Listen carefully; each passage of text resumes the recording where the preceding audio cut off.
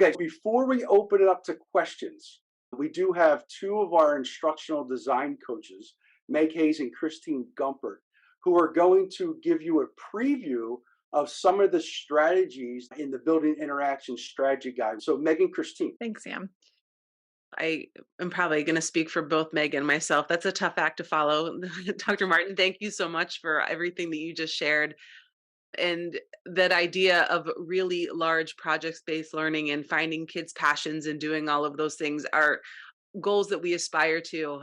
And in our strategy guide, we have maybe some of the baby steps to get you on that path or to get our educators onto that path of really building interactions in our classrooms, getting kids hooked into their learning and having them vested in the process.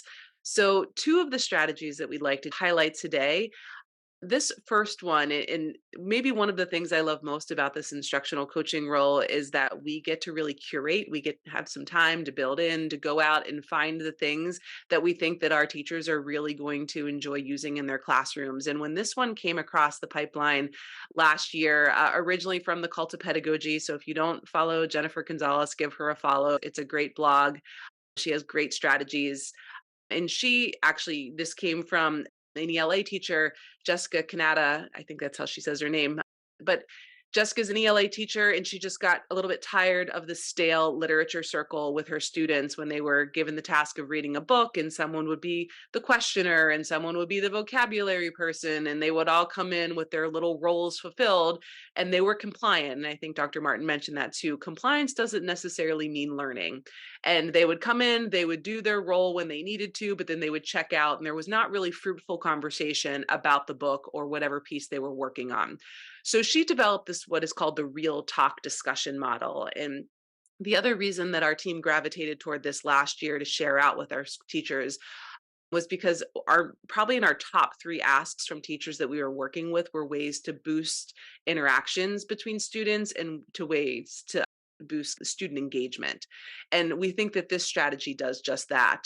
And really it starts with teachers choosing some type of content, whether it's chapters from a novel, whether it's a current event article, an article based on a science project, whatever it would be, the students are given something to read. They can do that at home. They can do that during a blended period. They could do that during class.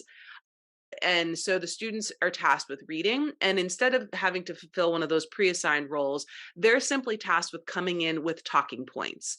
And those talking points can be general observations, they can be questions, they could be vocabulary terminology that they're not familiar with, connections to other portions of content.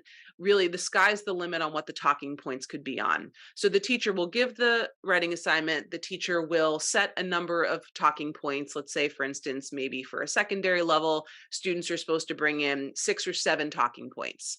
When they come in on real talk discussion days, the teachers will then have the students take a moment, reflect on the talking points that they've brought in, and maybe circle 3 that they think are the ones that they're really excited to discuss with their small group. They then take those 3 little talking points and they put them on a Post-it or they put them on a note card, something like that makes them portable. And then they meet in their groups. And in the article, they recommend groups of 3 for optimal discussion. So that's small group. And they can be randomized groups or they can be pre-thought out groups that the teachers wants to mix things up. And the kids come to the table with their 3 little sticky notes of what they want to talk about. Then the students have to plan. And it's a little bit like affinity mapping where the students are looking at the topics and I bring my 3, maybe Meg brings her 3, Sam brings his 3, and we have to figure out what makes the best flow of discussion about our article, about our book. And then we talk once we get our plan together. The teacher is free to roam around the room, pop in and out of conversations. And at the end of our webinar today, when you get our strategy guide, you're going to get these instructions in there as well. And that yellow emblem on there actually is a link out to some talking points. So they're sentence starter for kids. The ways that they can agree, the ways that they can disagree, giving them the language to be able to start having those more in-depth conversations. And for teachers who feel the need to assess this type of work, it could be using a rubric. It could also just be have the students write a short reflection on the conversations they had afterwards and their takeaways. We've also seen teachers then take the small groups and have a full group discussion where they can hear from everyone at the same time, or something as simple as just collecting those initial talking points to see if the students were on task and doing what they needed to do. So again, the reason we like this strategy is because it's building engagement between our students, it's getting them talking, and it's letting them have the power to talk about the things that they were interested in from whatever the content was. The next strategy that we're going to highlight, again, this is just a second one in a plethora of the different strategies in the giveaway, is this idea of feed forward. And it really comes from the book written by Joe Hirsch called The Feedback Fix: Dump the Past, Embrace the Future, and Lead the Way to Change. And what he proposes is that feedback is really at the end. And this idea of receiving any kind of form of information at the end doesn't really allow students to process that information and use it in a way to get better. And so it often comes as a rating, whether it's at the end of a unit, at the end of an assessment, something like that.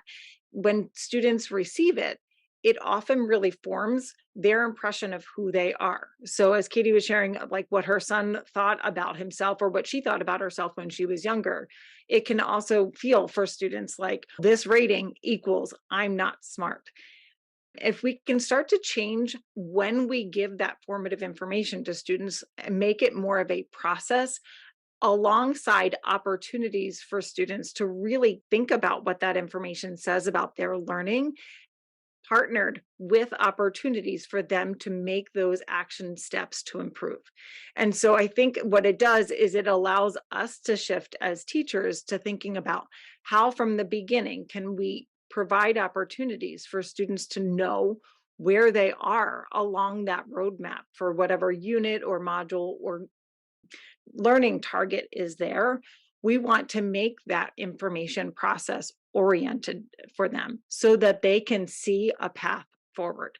And so it may partner with some of these changes. And when is it timed? How can you be immediate in that? And so it really starts from this place of the actionable suggestions, not just saying that was really great or you could do better, something like that. Being really specific and clear about the task at hand or the skill will help students try again. And that's proactive nature. I think about the example of the video of the girl trying to jump on that box or on that step and doing it over and over. She was gaining some of that information on herself, but also whether it was a dad or coach, I assume it was a parent, was there to be proactive, to support the goal the whole time, not to negate it. That growth mindset will come in handy. And anytime there is this idea of feed forward, it is really encouraging. Like, you can do this. We can move forward. Like, I can partner with you. I can support you in this growth journey. And that conversation or that partnership really is important so that students start to rely on the teacher's feedback or learn how to have feedback from partners so that it is actionable. So beginning the journey with a very strong partnership within the classroom community will allow this to be an effective practice. And finally, just offering the idea of self-reflection, having students know what has gone on. Look at your progress. Have you made progress? Have you followed through with action steps? That can be really helpful versus getting just a piece of feedback at the end of a unit or an assessment and then trying to reflect on that. Because often we think our students go in with a positive intent or thinking that they're going to do the best, and sometimes are surprised by the rating or the result. So just seeing if we can shift our mindset to really thinking through how we give this formative information to students so that they can move forward. So they are two just quick strategies among several others that you'll see in our giveaway guide, and we hope that you benefit from that. Megan, Christine, thank you for sharing those strategies with us. We have so many more strategies that we want to share with the group in the Building Interaction Strategy Guide that's available for download